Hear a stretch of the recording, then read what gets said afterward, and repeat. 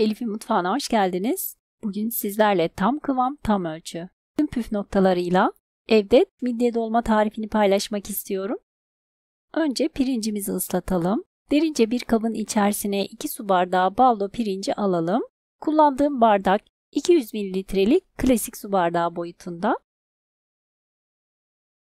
Üzerine 1 tatlı kaşığı kadar tuz ve üzerini geçecek kadar sıcak su ekleyip 15-20 dakika kadar sıcak suyun içerisinde bekletelim. Bu sırada donmuş midyemizi yıkayalım. Videoda gördüğünüz gibi 1 paket 500 gram donmuş midye kullandım. İç midyemizi derince bir kabın içerisine alalım. Üzerine geçecek kadar bol miktarda su ekleyelim. Normal musluk suyu ekledim. 5 dakika kadar bu suyun içerisinde bekletelim. Gördüğünüz gibi midyemizin buzları da çözülmeye başladı. Birkaç kere yıkayıp suyunu tekrardan süzdürelim. Daha sonra videoda gördüğünüz gibi bu aşamada midyemizi temizleyelim. Bakın iç kısmında gördüğünüz gibi öyle minik bir kıl parçası gibi bir şey var. Onu kopartarak midyenin üzerinden temizleyelim. Bakın gördüğünüz gibi küçük de olsa mutlaka midyelerin üzerinde var. Bazılarında yok. Ama çoğunda var. Bu kıl gibi gözüken kısmını mutlaka temizleyelim. Donmuş midyeleri tüm büyük marketlerde kolayca bulabilirsiniz.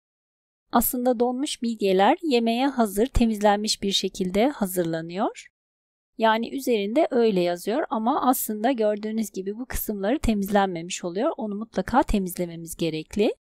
Ve midyelerimizin tamamını temizledim. Bakın gördüğünüz gibi bunlar çıktı içerisinden. Bazılarının içinden midye kabuğu da çıktı. Dikkatli olalım. Temizlediğimiz midyeleri tekrardan derince bir kabın içerisine alalım. Üzerine yarım limon suyu ve çeyrek çay bardağı kadar elma sirkesi veya üzüm sirkesi de olabilir. Ekleyip yine üzerini geçecek kadar bol miktarda su ekleyelim. 10 dakika kadar bu suyun içerisinde bekletelim ki midyelerimiz iyice temizlensin ve kokusu üzerinden gitsin. 10 dakikanın sonunda sirkeli limonlu suyunu döktüm. Birkaç defa suyunu değiştirerek iyice yıkadım ve tekrardan süzdürdüm. Ve midyelerimizi artık haşlama aşamasına geçelim. Tencerenin içerisine yaklaşık 1,5 litre kadar suyu ekleyip kaynattım. Üzerine 1 tatlı kaşığı tuz ve yarım taze sıkılmış limon suyu ekledim. Yıkayıp temizlediğimiz midyeleri üzerine ekleyelim. Hafifçe karıştıralım.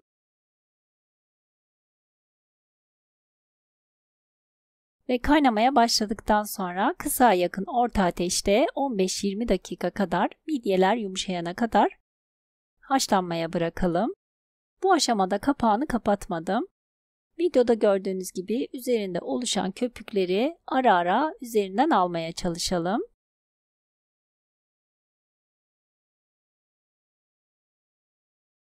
Ben 20 dakika haşladım.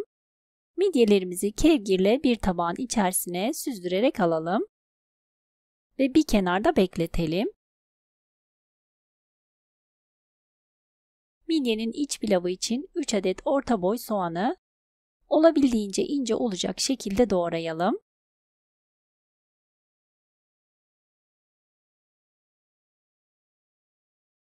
Ben sulanmaması için tahtanın üzerinde doğradım. Ama sizler uğraşmak istemiyorum derseniz rondodan da geçirebilirsiniz. Yapışmaz bir tencerenin içerisine 1 çay bardağı sıvı yağ alalım. Üzerine doğradığımız kuru soğanı ekleyip birkaç dakika yumuşayana kadar kavuralım. Daha sonra ıslattığımız pirinci nişastası gidene kadar suyunu birkaç defa değiştirerek yıkayalım ve süzgece alalım. İyice süzülen pirinci kavrulmuş soğanın üzerine ekleyelim. Birkaç dakika kadar da pirinç ve soğanı kavuralım. Daha sonra üzerine 1 dolu tatlı kaşığı yeni bahar, yarım çay kaşığı kadar karabiber, 1 çay kaşığı kadar tuz ekledim. Tuzunu fazla eklemedim. Midyeyi haşlarken tuz eklemiştim çünkü midyenin haşlama suyunu da ekleyeceğim. Midyenin haşlama suyundan ilk etapta 3 su bardağı ekledim. Ama bana biraz az gibi geldi. Tekrardan üzerine yarım su bardağı su ekledim.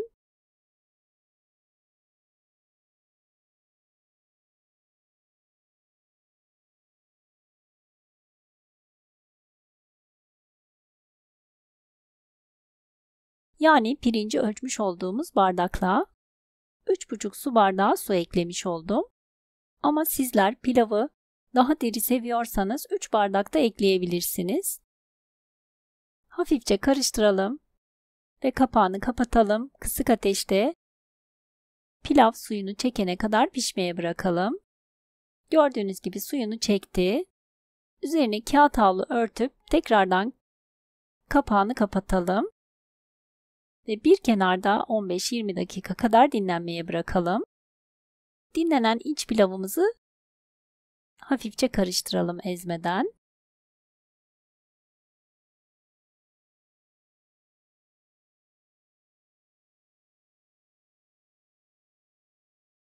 Ben sizlere 2 sunum göstermek istiyorum.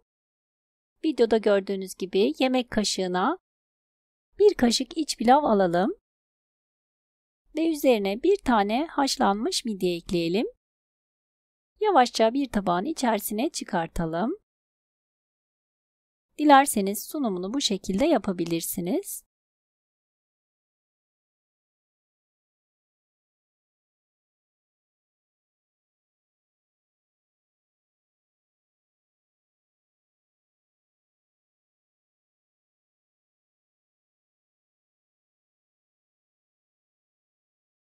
Bir diğer önerimse derince bir kabın içerisine haşlanmış midyeleri alalım ve düzeltelim.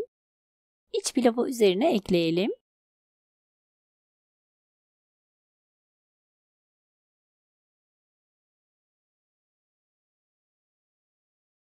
Üzerini düzelterek biraz bastıralım ve düz bir tabağa ters çevirelim. Gördüğünüz gibi iştah açan harika bir görseli oldu. Ben kaşıkla hazırladığım midyeleri de kenarlarına yerleştirdim ve aralara da birer dilim limon yerleştirdim ve midyemin sunumunu bu şekilde hazırladım. Harika görseli ve tam kıvamında harika lezzetiyle ev usulü midye dolmamız servis için hazır. Benim midyeyi çok seven küçük kızım midye dolmama bayıldı. Eminim ki sizler de midye dolma seven biriyseniz bu tarife bayılacaksınız. Deneyecek olan herkese afiyet olsun. Videomu buraya kadar izleyip beğendiyseniz beğeni, yorum ve paylaşımlarınızla bana destek olabilirsiniz. Özellikle deneyecek olanlardan yorumlarınızı bekliyorum.